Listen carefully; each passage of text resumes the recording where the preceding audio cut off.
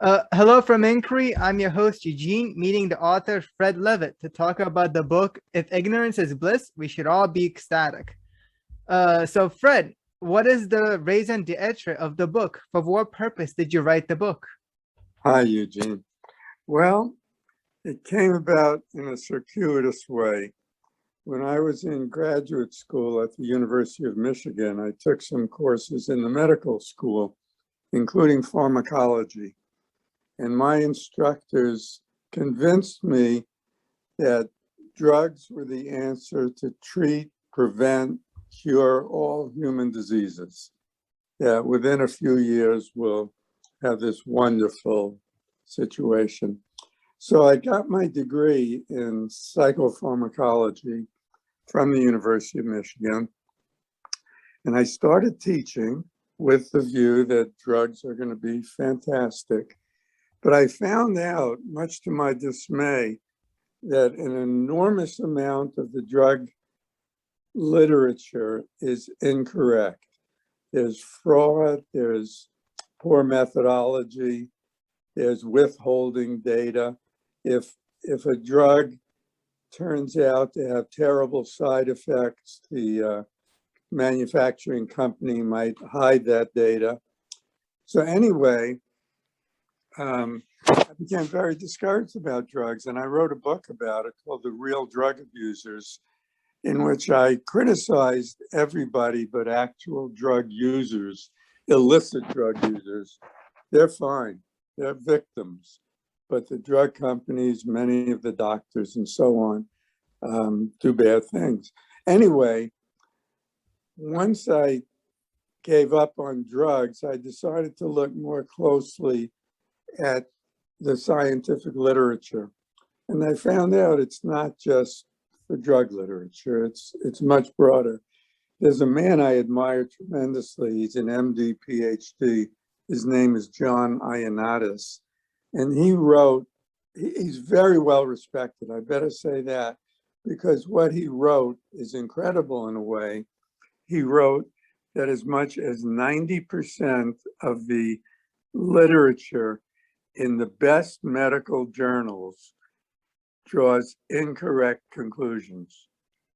That's incredible, 90%. Anyway, it turned out that everywhere I looked, I started looking at the corporate world, at the government world, and so on.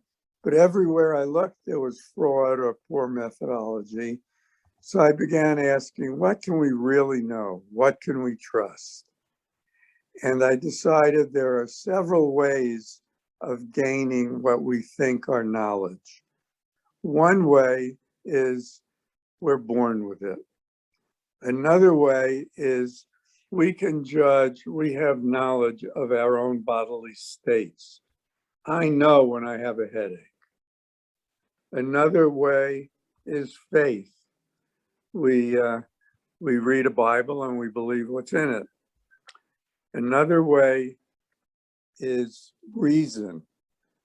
Humans are the reasoning animals, right? So we learn about the world, we gain knowledge through reason.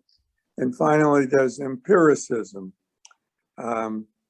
We know because we've seen with our own eyes or we've heard. I might have left out innate knowledge. If I did, I'm sorry, but innate knowledge like instinct. Okay, so in my book, I say, yes, we have some knowledge. We do have knowledge of bodily states. If I say I have a headache, I might be lying, but I'm not fooling myself. I know or I don't know. We also have knowledge, what Descartes said, his famous cogito ergo sum, I think, therefore I am. I know that I exist. And finally, I know that I can't know anything else. So the little bit that we can know is not enough to get us on jeopardy. We just don't know much. So in the book, I go through each way of knowing. One way I mentioned is innate knowledge. We talk about instinct. Well, there is innate knowledge. There's no question about it. For example, newborn ducklings will follow their mother instinctively. They don't have to learn to do that. But the problem is, just because it's innate doesn't mean it's correct. And that's all I care about. Not that we have knowledge, but that we have correct knowledge. So in the case of those little ducklings, when nasty biologists came around, and instead of the mother duck, they would have a rubber ball, or the scientist's shoes, the ducklings would follow those. So they had knowledge, but in that case, it was incorrect. The knowledge was you've got to follow whatever the first moving thing is that you see. Okay, then we come to religious faith. And I have a huge section on that. I don't want to go into any great detail on that now, but I'll quote Ricky Gervais, who said something. I don't have the exact paraphrase in front of me. I should have it. But he said that all these other gods are false. We know these gods are ridiculous. They do all kinds of weird things, and we know that's crazy. But my God, of course, is the true God, and what my God does, I trust. Anyway, a lot of people have made a whole lot of money on persuading others that there's a true way and that they know it. I have a list in my book of how much money some of the televangelists have made, and they've made fortunes. So why should we trust one Bible or one rabbi or priest or pastor or imam or whatever? They don't know anything more than we do. They may know what a particular Bible says, but they don't know, they have no justification for believing that Bible. So that's all I'll say about religion. Next, we come to reason. Reason, our great glory. But if you really look at it, we generally reason not to find out, but to support our beliefs. Let's take the US Supreme Court. 9 brilliant people chosen because of their great reasoning skills. But when a case is argued before the Supreme Court, we often know in advance just how everybody's going to vote. We know, for example, that Ruth Bader Ginsburg was going to vote in one way and Antonio Scalia in another way. So they would listen to reasoned arguments by other brilliant people, and yet it wouldn't make any difference. They would have the same responses they would have had without hearing any of the arguments.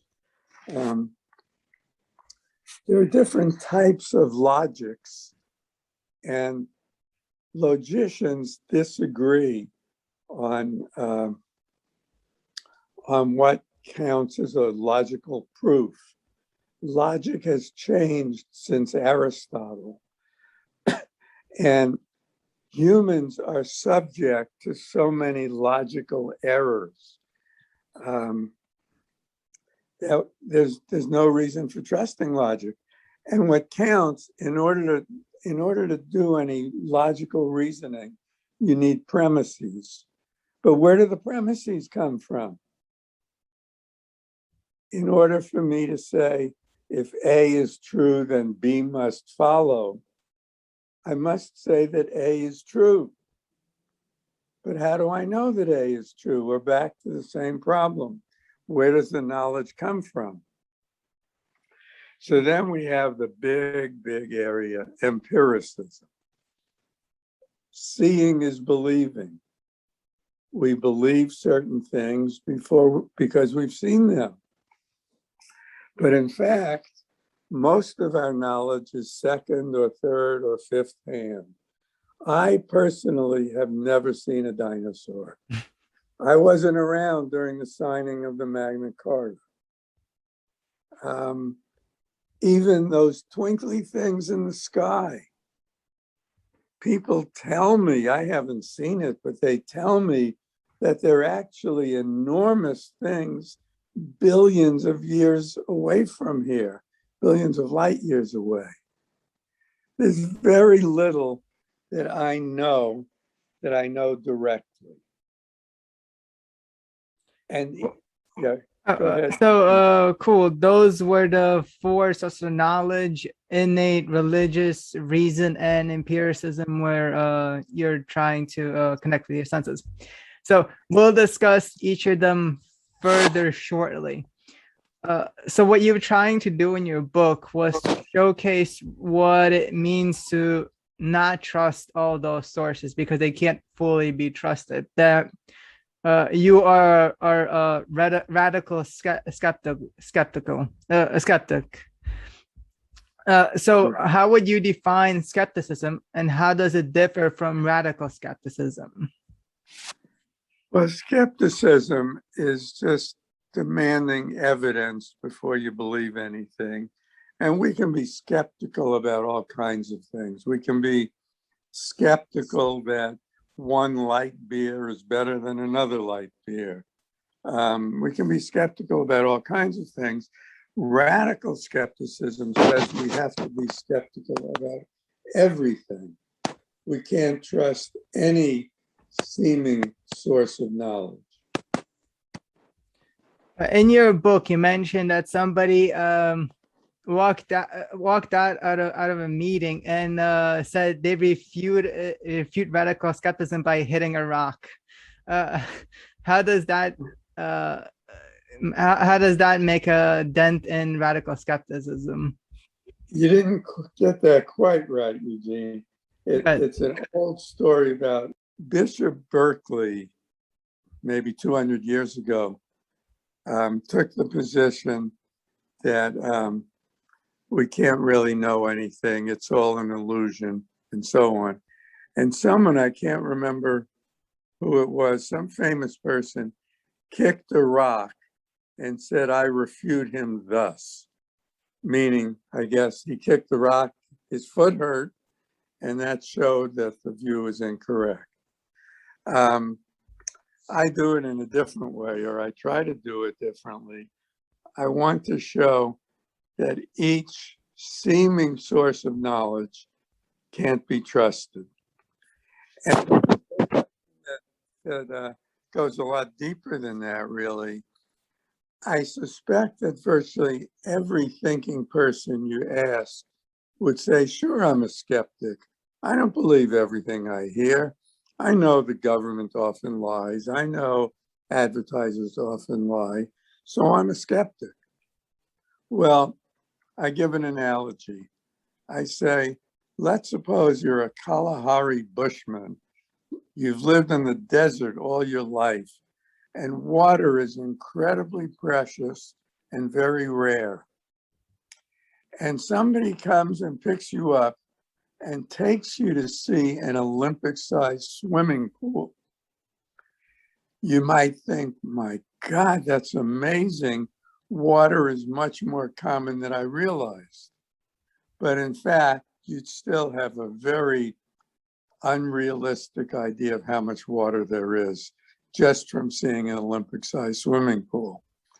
Well, that's how I feel about skeptics.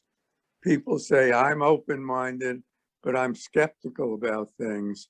Well, you're not skeptical in the radical skeptic sense, in that you're not skeptical about everything.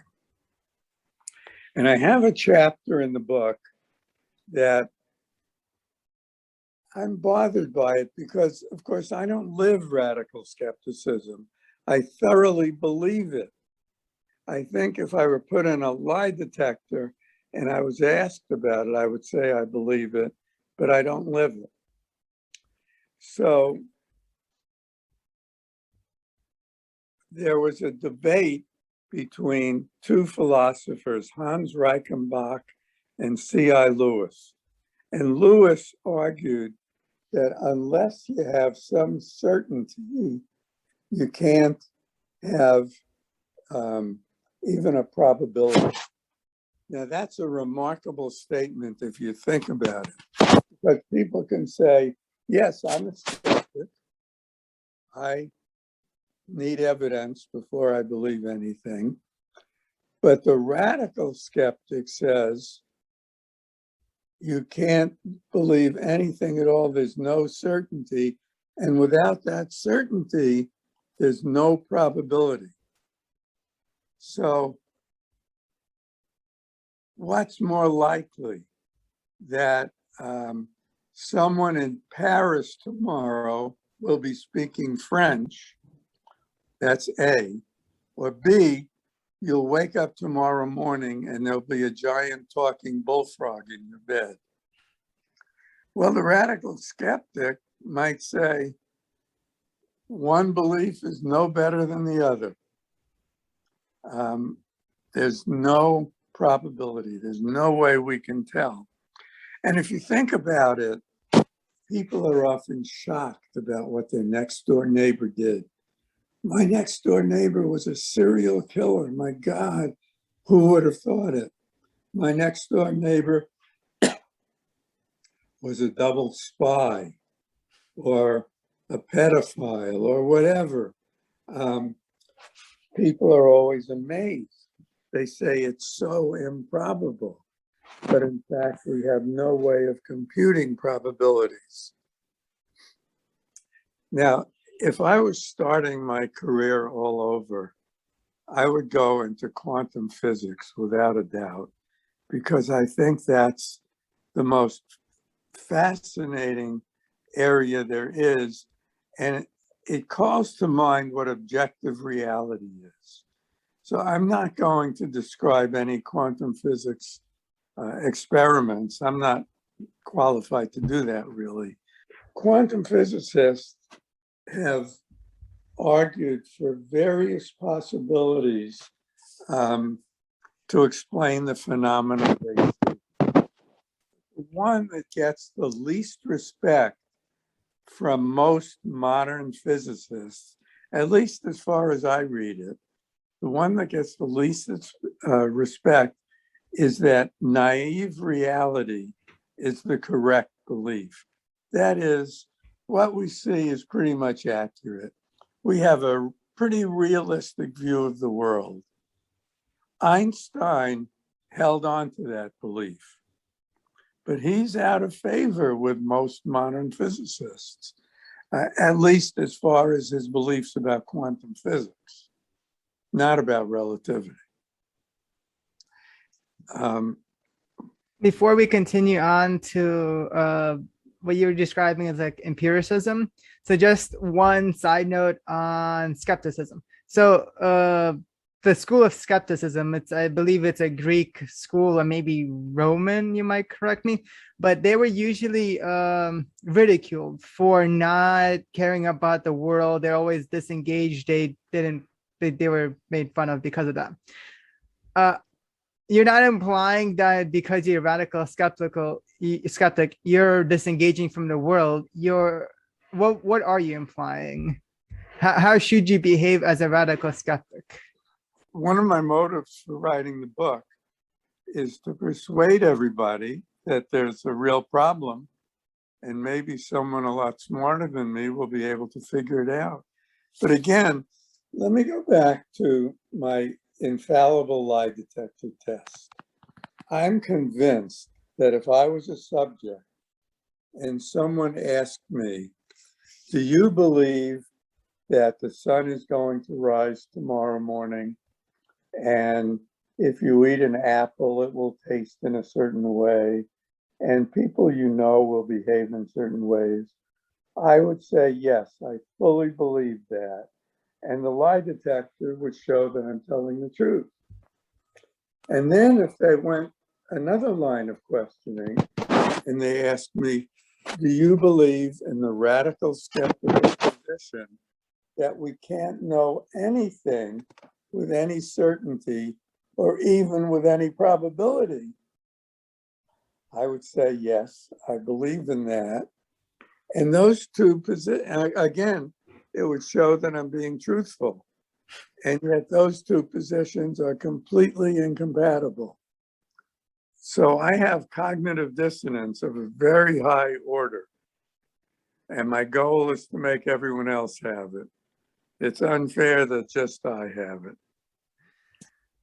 Interesting. When you reference probabilities, I often think about The Blank Swan by Eli Etche. So the blank swan is in contrast to the black swan, which is a term for the highly unexpected events. The white swan is a term for highly expected events, but blank swan are the events that are actually written, the ones that are actualized. So it's more like probability is future states of the world, but it's what actually happens that matters. So we don't actually know the illusions or the potentials or the consequences of science of our ideas, but we do know what kind of happens at the moment, what the events that actually happened. Well, we think we know. I mean, have you ever taken a powerful psychedelic drug and you really don't know? And people have often been fooled about what they think they're seeing. So I'm not completely convinced about that.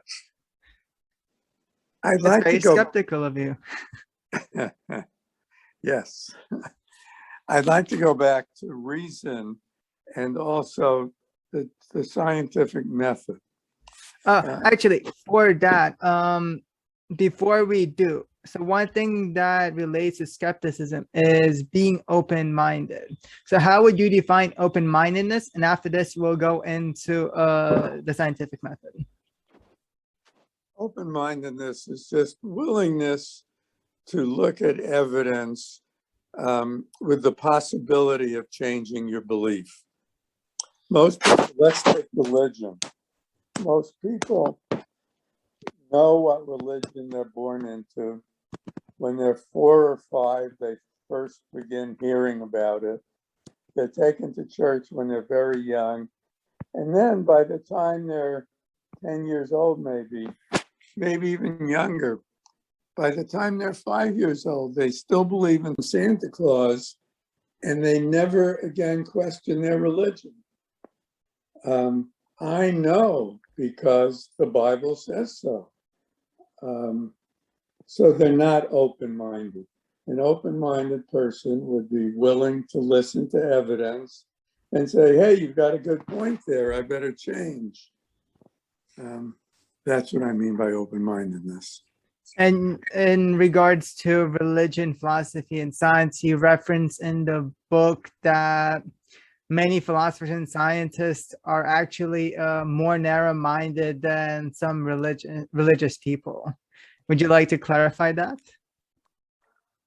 I don't remember saying that exactly, but I do believe it. Many of the people who we regard as great philosophers, the ones who would have a chapter devoted to them in a philosophy book, they disagree with each other. And how can that be? If reason leads us to the truth, then shouldn't Plato be saying things that Kierkegaard agrees with, that Schopenhauer and so on? But that's not what happened. I make my name with a certain philosophy and you make your name showing that my philosophy is all wrong. That's the history of philosophy. So in this meeting, you already attacked some sources of knowledge quite vigorously. So in the book, you do that even more vigorously. So my question is, why do you not be a bit more gentle about how you attack sources of knowledge that people believe? Yes, go ahead. I wouldn't call it lack of gentleness, though that's an easy way to describe it. But these are things that most people firmly believe. If you're a devout Christian, Muslim, Jew, whatever, you have a strong belief in that, and I want to use my best powers of reasoning and persuasion and so on to convince you that that knowledge is likely to be incorrect. So I do my best to show that you're wrong, but I wouldn't say it not being gentle, just I know you're convinced about something. It'll take a lot of work to change your mind. So I do the best I can. And being a skeptic, you're willing to listen to them to change your mind as well. Sure, absolutely. Even though they're wrong and I'm right. Very skeptical of you. Okay, so one of the things that you describe in science is that we can't fully trust empiricism and other sources of knowledge. But one thing about, let's say, scientific paradigms is that scientists use prior works rather than recreate them to move forward. What do you think about scientific paradigms within skepticism? Well, let me talk about the most common scientific procedure.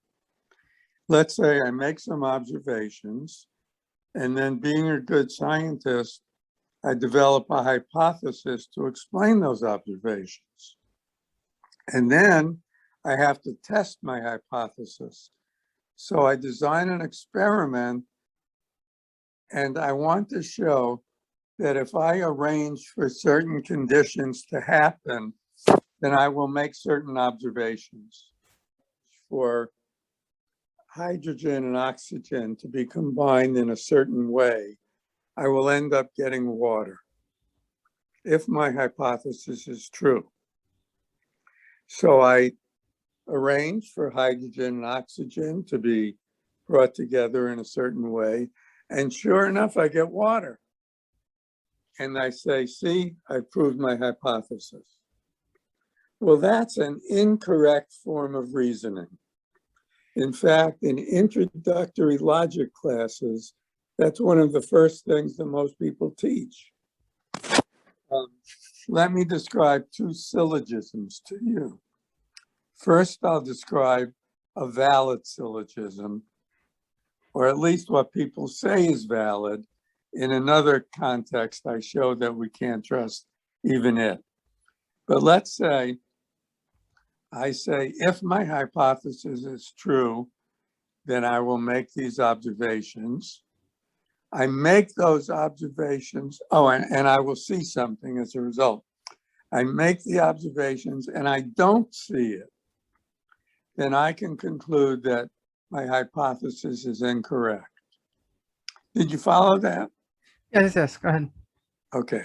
So that, according to modern logicians, is a correct way of reasoning.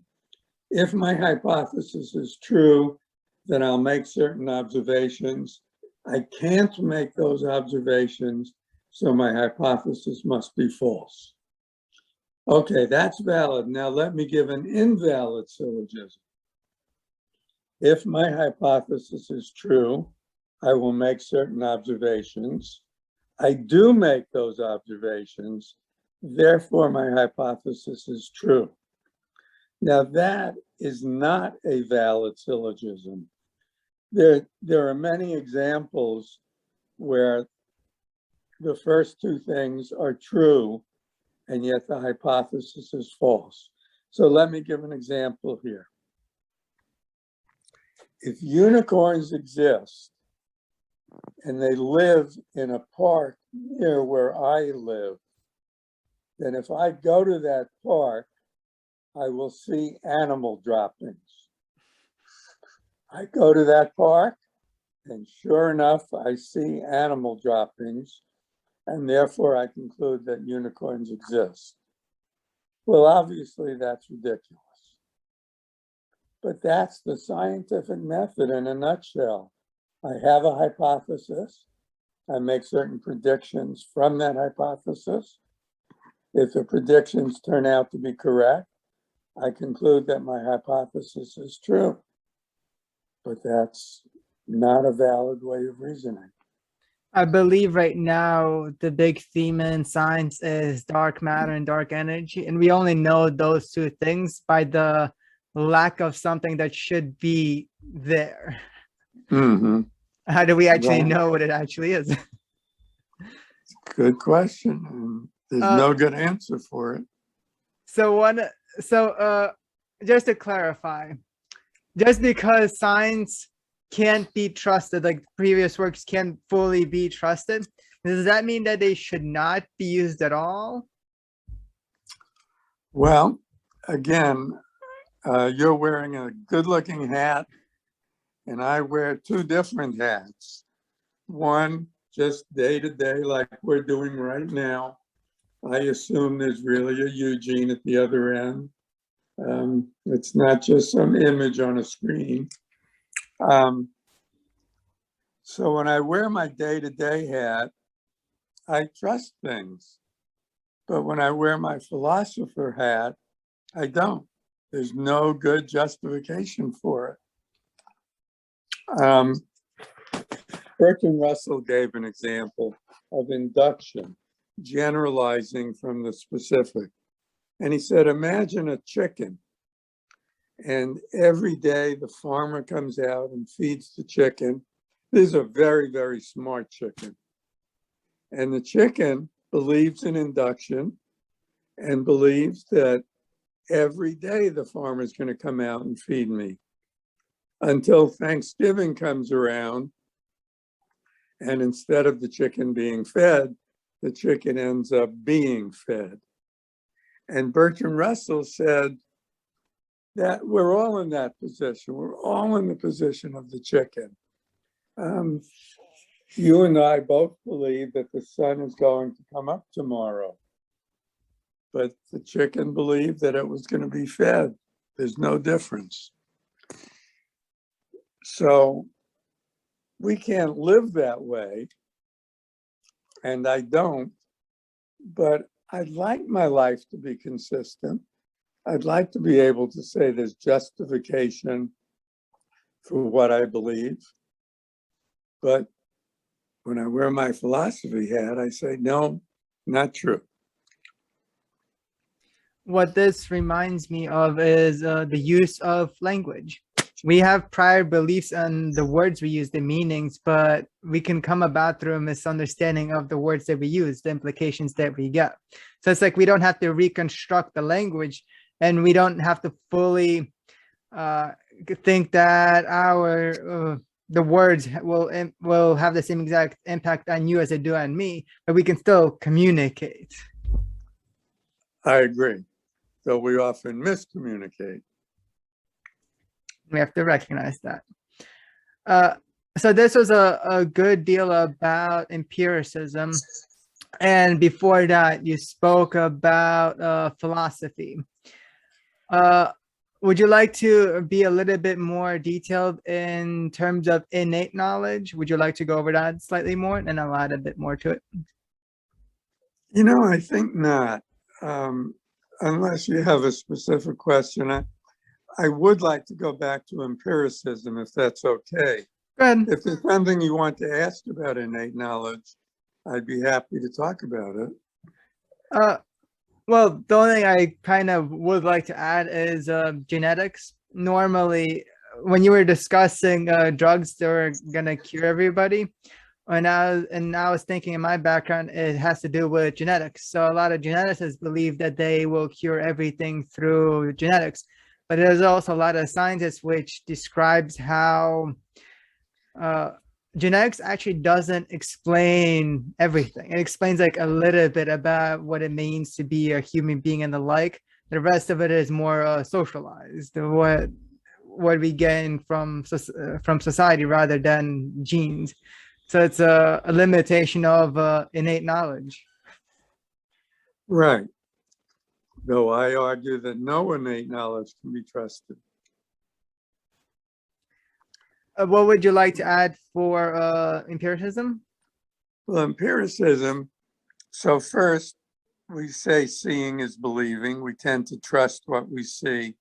But in fact, there are so many demonstrations that what we see and what comes through our other senses cannot necessarily be trusted, that perceptions are often incorrect, that if we're both sports fans, let's say, and you are a fan of one team and I'm a fan of another, and we both watch a game and there's a close play, then you'll be absolutely certain that the ball was inside the foul line, and I'll be absolutely certain that it was outside the foul line. We're not lying. We really perceive differently. And in the book, I give examples of perceptual illusions. There are many of them. And it's really strange, I think. There are two very smart philosophers who I quote in the book who say something that because we can identify certain illusions and they're rare, that proves that illusions are rare. And to me, that's nonsense. It may well be that we're both having illusions right now, but these are illusions that we haven't been able to identify. Now, the other big point about empiricism relates to memory. Our memories are extremely fallible. Elizabeth Loftus is a psychologist who's done wonderful work on showing just how malleable our memories are. She's been able to create false memories. And there's a very interesting example that I cite in the book. When the Challenger spaceship exploded, it was a horrible thing. It made front page news all over the world. The people inside the ship, of course, were all killed. And there was a man teaching a psychology class when it happened, and he decided to do an experiment. So what he did is he asked all the students in his class to write down where they were, what they were doing when they first heard about the Challenger explosion. So they all did that, and they handed their answers in to the instructor, who kept them for 2.5 years. And the college was a small one, so they were able to keep track of what happened to the students. So 2.5 years later, he asked them to give to answer the same questions that he had asked. And it turned out that about 1/3 of the students had substantially different answers. One might say, I was playing in a band, and we were doing this when someone ran in. And then 2.5 years later, he would say, I was in my dorm room and the television came on and announced that. Anyway, very different responses. And there are many, many examples of that. Elizabeth Loftus, the psychologist I just mentioned, tells about how when she was 14 or so, she discovered her mother in a swimming pool. Her mother had died, fallen into the pool. And Elizabeth Loftus remembered that very clearly throughout her childhood. As an adult, her uncle told her that that's not how it happened, and she remembered incorrectly. And suddenly all these correct memories came floating back to her. And she remembered now what actually happened, except that her uncle had been wrong. And in fact, her original belief was correct. And so she had been fooled twice. So all of our memories may be wrong. Memories are reconstructions which are determined by sort of our present thoughts. But the one thing I'd like to comment on is the way you describe empiricism, as in the senses. you referenced in the book about the elephant and the six blind men. Would you like to describe that a little bit? Sure. There's an old fable about six blind men who were asked to describe an elephant. And each one touches a different part of the elephant. And they describe what an elephant is like simply by the part that they touch. So one man touches a tusk and says an elephant is, I don't know what it's like. But anyway, each one describes it differently. And the narrator, who's fully sighted, seems to be the superior being who shows that all of those blind people's perspectives are incomplete. Well, I make the point the narrator's vision is also incomplete. A bumblebee or another elephant or an ant would see the elephant very differently from the way the narrator saw it. So we all see a small part of the world and we think this is how the world is, but it's very incomplete. We see things in a different spectrum. And I think I read a book about bees which described that they're better at picking up motion than human beings are because their eyesight is more broken up than ours. And we can discuss about other animals as well, how they have different perceptions. But yeah, we all have different perceptions. Right. I'll also describe a study by Roger Sperry, who took advantage of the fact that in some animals, certain organs can grow back if they are cut out. So he worked with frogs and he severed the connections between the retina and the optic nerve of frogs. And then he let them heal. And the interesting thing is that the frogs, which were blind initially, eventually were able to see again. The connections had gone back. And then Sperry did something else. He severed the optic nerve, the connections again, but this time he rotated the eye 180 degrees so that now when the frog was shown a fly, they dangled a fly on a string to the frog's the left side of the frog, and down below, the frog's tongue would shoot out to the right and up. So the optic nerve connections had gone back, but 180 degrees off. And the frog never learned to correct that. And my point in that is to show that even basic perceptions can be incorrect. We really can't trust them. Cool. And in terms of trust, why can't scientists be fully trusted? For one thing, there's a reward system in science. You've probably heard the expression, publish or perish.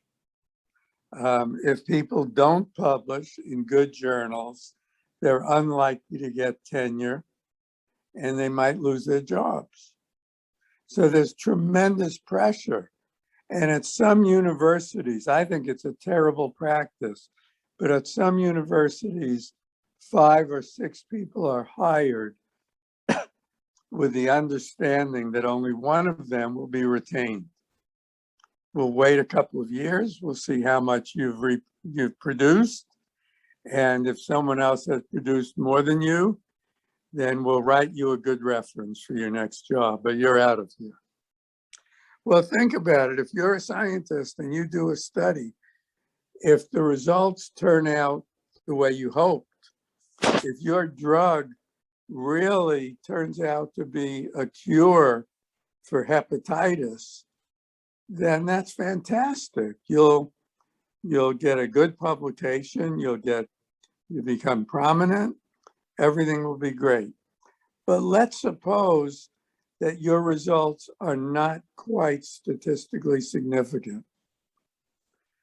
There will be a tremendous temptation on your part to cheat. That's just how the scientific world is. And there have been many, many examples in the last 50 years where, in fact, scientists have cheated. It's surprising that they're discovered. And one pair of reporters said that for every scientific finding where fraud has been shown to be the case, there might be as many as 100,000 every year where the fraud has not been discovered. And there's been more than one case that has been discovered every year for the last 50 or so years. So the number of cases of fraud are enormous. And there have been studies where people are promised anonymity, and about 2% of them acknowledge committing fraud. Well, imagine if 2% admitted what the true percentage is. Now, that's the case just for fraud, but there's also so much misunderstanding of how to do statistics and other methodological flaws that an enormous amount of the scientific literature just can't be trusted. I'll give one more example. There are, I can't remember what they're called, but there are cases where old science is, it turns out it's incorrect and it's replaced by something newer that we've been working on some procedure we thought was correct, but it turns out not to be. Well, in the last 10 years or so, in the medical literature, in the best medical journals, there have been over 300 reports like this, where we have an established procedure and that procedure turns out to be incorrect. If you think about it, it's pretty frightening. 310 years in the best journals. And those are the only ones that we know of. And as you mentioned, it's original data that matters, not replication. But science depends on replications, being able to repeat the same experiments and get the same results. Would you like to describe that a little bit more? Sure. Scientists say that what they do is different from anecdotal data in that anecdotes can't be replicated. You tell me that you were taken up in a spaceship and aliens probed you and took you back down to Earth. Well, I can say, show me again. And of course you can't. But if you tell me that hydrogen and oxygen combined in a certain way produce water, then any competent chemist can do the same thing. They replicate it, they show it. So in science, work is not trusted unless it can be replicated. But there's a problem. Let's suppose that you've done an exciting study and you report that the findings support your position. Everything's great. Now, I'm a young scientist coming along and I have to figure out what kind of research project I should do. Well, if I do your study, if I replicate it and I get the same results you did, and I try to submit that to a scientific journal, why are you wasting my time? That's already been done. My journal publishes original research. So what if I try to replicate your study and it doesn't turn out the way you said? Well, now I submit it to a journal and the editor says, sorry, we can't publish your study. We don't publish negative results. We want to show a positive result. If you do a study saying, say these magic words and you'll be able to fly, and you can fly, you do it and it works, everyone in the scientific community and elsewhere will be tremendously excited. They'll all want to publish it. But if you say the magic words and you can't fly, no one's going to publish that. Eugene did a study. He said magic words, but he couldn't fly. Well, of course, no one's going to study that. So there's reason for preferring positive results to negative ones.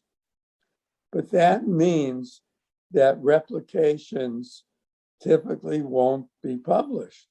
There's no incentive to do them. If I get the same results, no one wants to publish those because it's already been done. If I get different results, nobody wants to publish that because we don't publish negative results.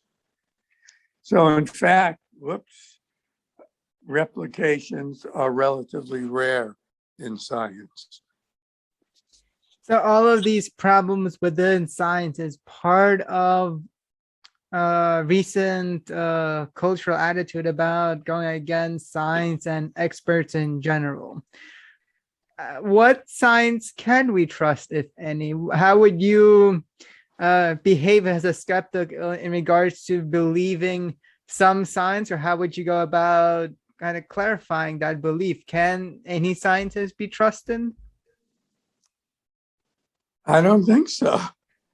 How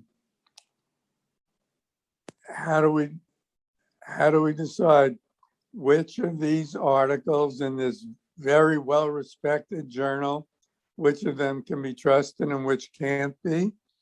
I have no way of knowing. One man, I can't remember his name, it starts with an A, but he talked about the half-life of scientific truths. And he said that when he went back and he looked at so-called scientific truths from 25 years ago, about half of them turned out to be correct. Now that we can look back at them, about half. So he talks about the half-life of truths. And so much of what we thought we knew in the past turned out to be incorrect that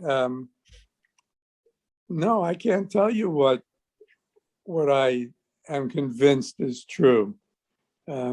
Just don't know. I believe you mentioned that in medical school, students are told half of what you learn now is going to be wrong by the time we graduate, but we don't know which half is going to be wrong. That's it. That's true. Is there anything that you can say about expertise or some kind of trust in science? Is there any rigorous argument? Is there anything rigorous that a scientist can do to sort of convince or be appropriate? Or how much can we trust?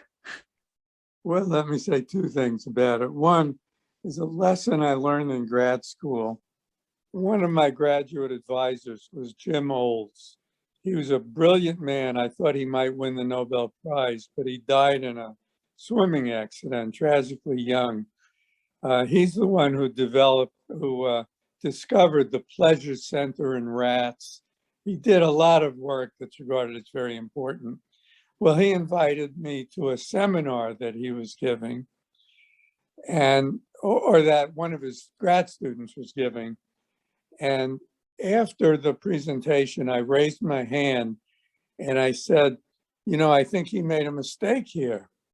And I described what I thought was a mistake.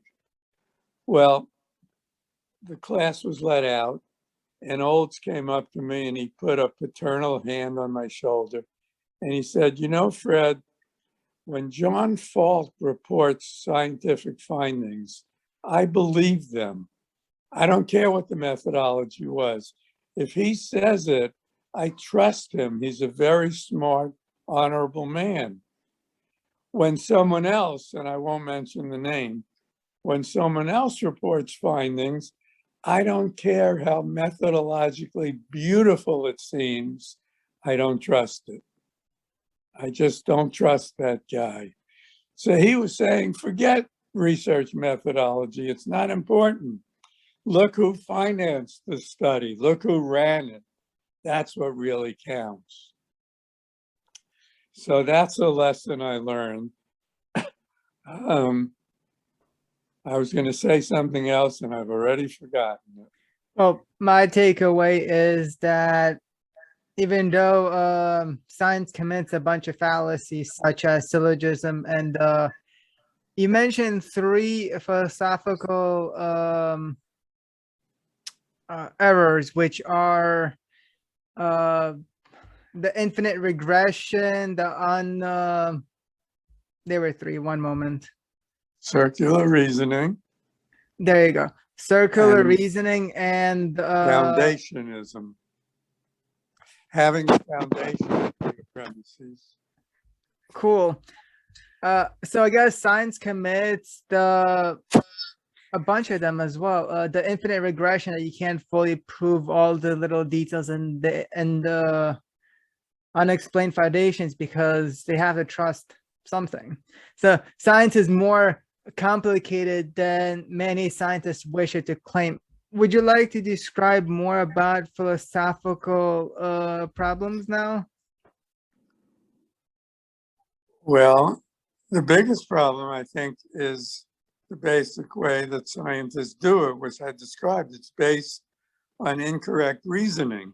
Richard Feynman was a brilliant quantum physicist who said, philosophy is as useful to scientists as ornithology is to birds. In other words, he was saying, scientists just don't care about philosophy.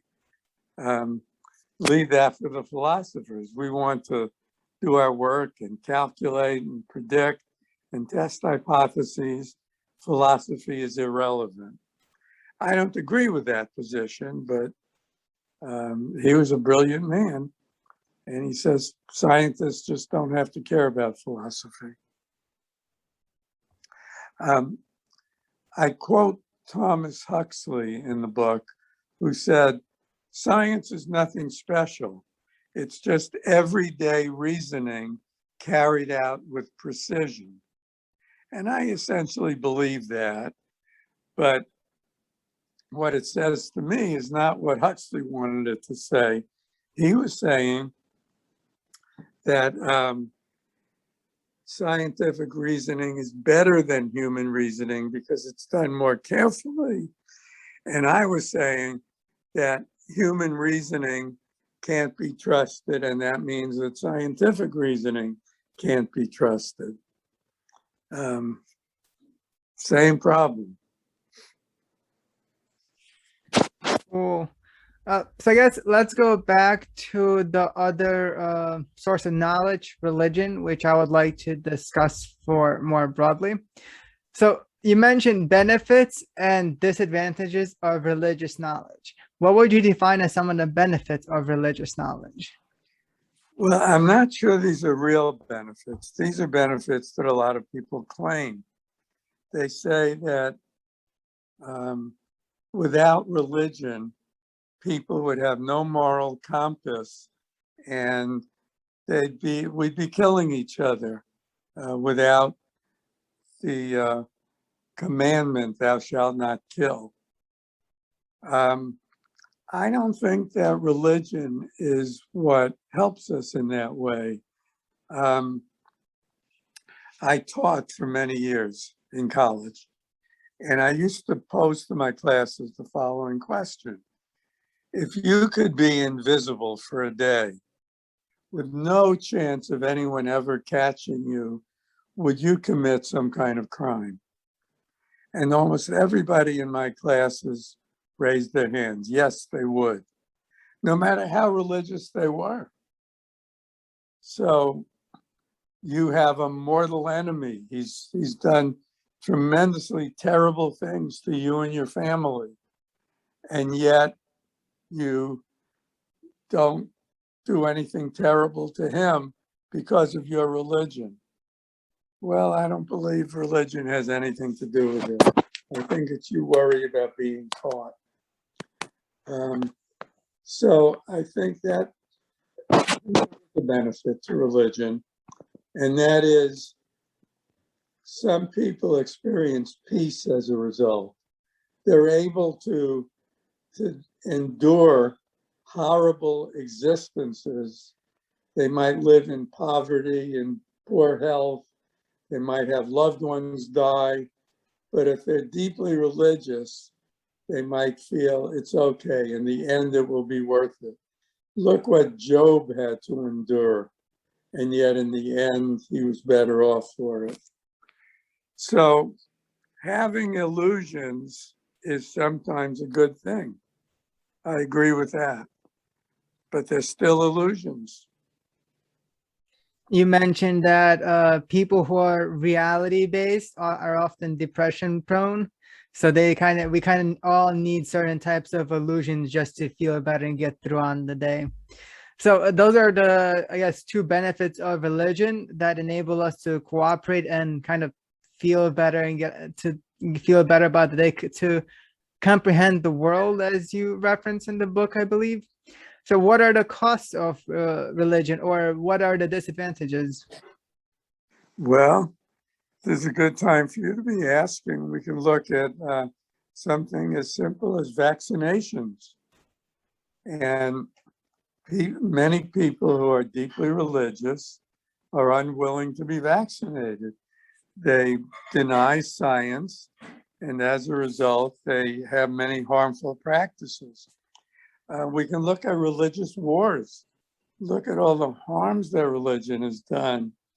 You have one religious faith, I have a different one, and that makes us permanent, lifelong enemies. To me, that's crazy.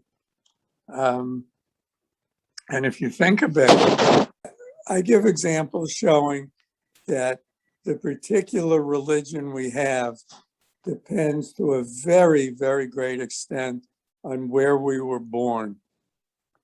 And if religious beliefs were true, we wouldn't have them dependent on geography. So I think it's done harm in a great many ways. And when people have actually surveyed areas where a majority of people are deeply religious versus areas where they're not, it turns out that the crime rate is higher, divorce rate is higher, all kinds of things that we think of negatively are higher in areas where there is strong religious belief. I believe that's how religions justify themselves. But one thing you do mention is there are many religions, and all of them have books that they believe represent reality, and they disagree with each other. That's right. There have been over 1,000 Bibles since the written language began. One thing that you mentioned about religious knowledge is it's not actually religion per se. It has to do with elders kind of telling the next generation how to behave and how to cooperate within the society. I believe you just referenced that as how religion is socialization, as in like they're based on geography. Well, you mentioned in a book that there are benefits to teaching a future generation, but it also causes delusion. I believe you mentioned that earlier here as well. So one of the things that I have a question or a critique of, can religious knowledge be redescribed as something else? To be more inclusive with being an elder or culture, because cultures, elders, and religion, they teach knowledge from the past, or at least believe they do. How would you describe religious knowledge in more of a cultural elder kind of way without being, well, religious about it? I'm not sure I can do it. I'll do my best. There's good reason for children to believe their elders. Believe your parents. Your parents want the best for you. Believe the people who your parents respect, the elders in the church. And as a result, children don't typically question the beliefs that their parents try to instill. And that leads to a more coherent culture. It leads to people who form strong voting blocs, who can do various other things because they share beliefs. Also, people who go to church regularly might meet business acquaintances, future spouses, and so on. So the church serves a real social function. And as a result, these cultural beliefs are also passed on. And there's a certain cohesion to it. I'm not sure I'm answering your question, but I'm trying, in that the religious beliefs are part of it. And then again, I'll come back to the religious leaders who say that they talk with God, and God tells them, hey, you need this equipment. I want you to tell your flock to donate money so you can buy this equipment. Well, as a result, these people are very, very wealthy. I doubt very much that they believe in what they say. Of course, I don't know for sure, but I do know that they profit from it.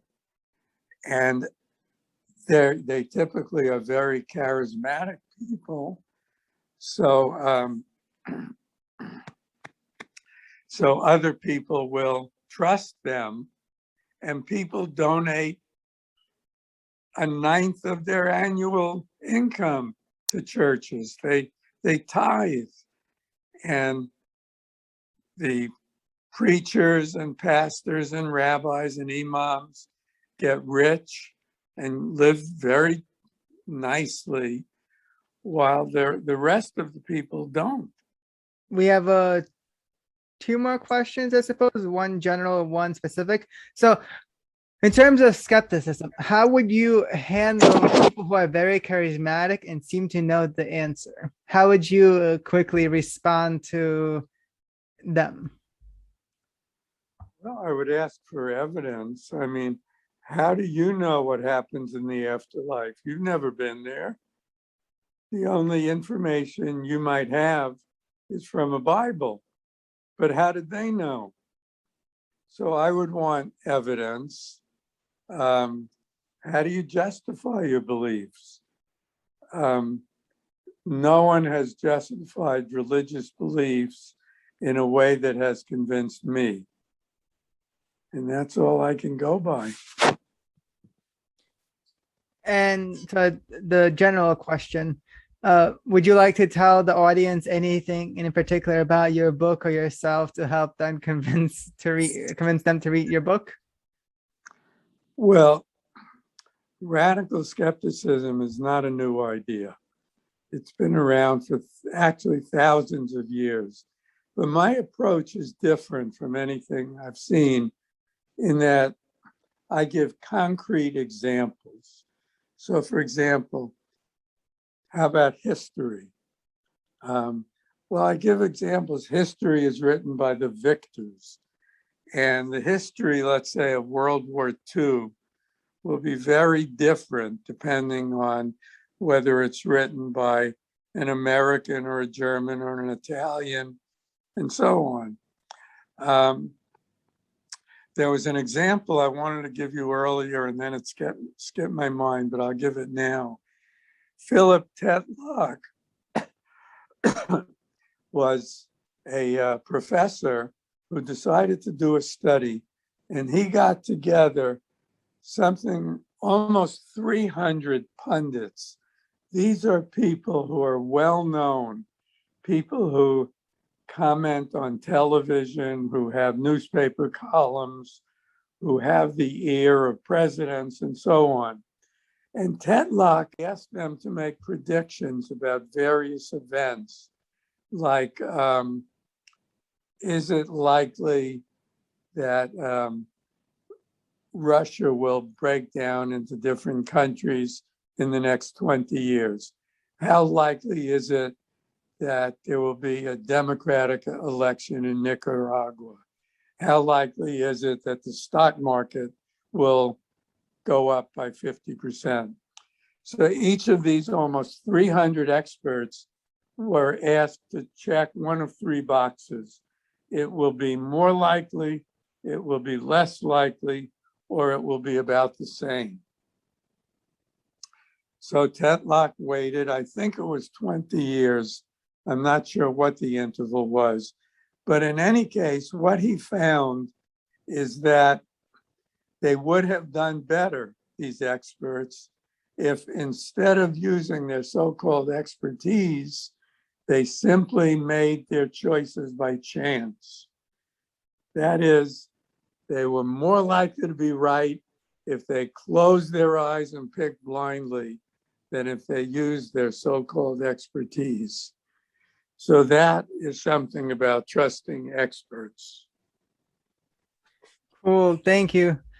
I suppose, thank you for everybody for watching, and till next time. Fred, thank you again for making an appearance. I hope you enjoyed the interview. Well, I did, and thank you, Eugene. It's good to meet you, and everybody in the audience. Hi. Thanks again for having me.